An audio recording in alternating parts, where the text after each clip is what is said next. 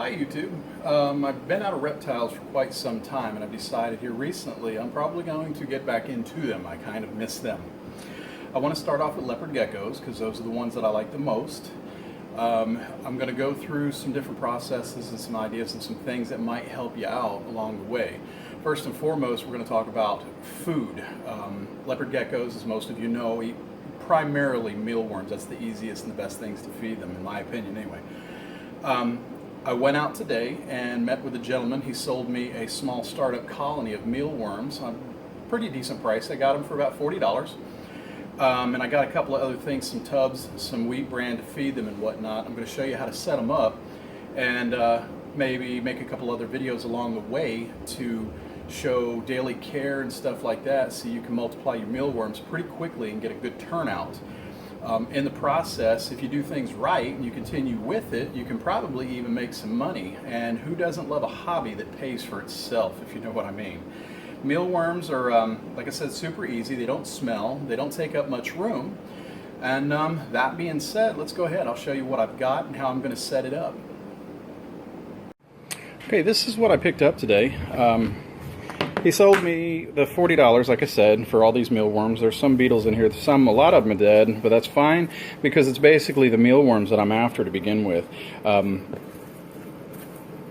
They're pretty shelled out right now. They're mostly in frass, which is basically the worm poop, if you will. This is what's left after eating the bran. I'm going to set up here in just a minute.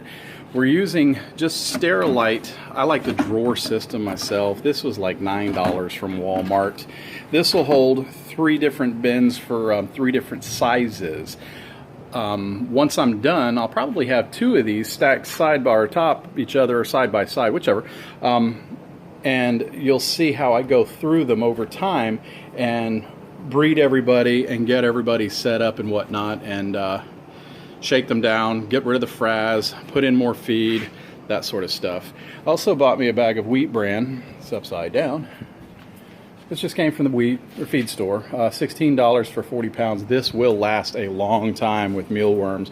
The primary thing that you're going to go through is going to be like potatoes, carrots, apples, things like that. Stuff that you feed them on a daily basis to give them moisture, then also to give them extra proteins and calcium and things like that.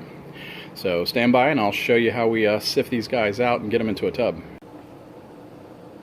Okay, getting started, I've got a cheap colander sifter, whatever you want to call it, from Walmart. All this is going to do is this is separating out just the frass, the worm poop and stuff like that. It's going to keep all the big things, the beetles, the larvae, the worms and stuff like that. So what we're going to do basically is just start like you're playing in a sandbox, sifting everything out. I'm going to use one tub and collect all that frass and everything else in it, like so. So you're basically left with nothing but worms, beetles, stuff like that. Dump that in here. When it's done, I get everything sifted out. I'm going to end up with the frass itself in one tub with worms, beetles, and stuff in the other tub. I'll add some fresh bran in on top of those. I'm shifting in the wrong thing. So I'll add some fresh bran into those and give them a new food source, if you will. And then you don't want to get rid of the frass and stuff over here. You want to keep that for a while because any eggs and stuff like that are still left behind. Those are going to hatch. Those are going to give you more worms. You can't tell where the eggs are because you can't see the eggs. It's very hard to see stuff like that. And even small, super small worms that are, I mean, you know, maybe a 64th of an inch long or something, you're not going to see those with your eye. But trust me, there'll be some stuff left over in here. Keep that for a couple of weeks or so. Add a little fresh bran in there. And then again, after that sets for a couple of weeks, you're going to sift it back out again. And you'll see where you're starting to pick up more worms. I'm going to go through and sift everything out and then get this all set up. And then we'll pick back up from there.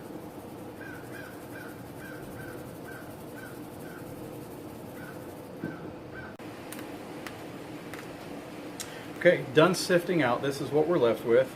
This is all the frass and stuff that's left behind. Like I said, there's going to be some eggs in here, so don't throw this away yet. Not to mention the fact this makes beautiful fertilizer if you have outdoor plants, indoor plants for that matter. You can mix this up with water and let it sit for a while and it becomes a worm tea. Like I said, excellent fertilizer. Plus people actually pay you for this stuff too. They'll buy, 5-pound bags, 10-pound bags and do just that. There's a storm coming in, so I hope you can hear me over the lightning, the thunder, and the rain. This is the worms that I sifted out. There are some beetles in here. There's a lot of dead beetles too.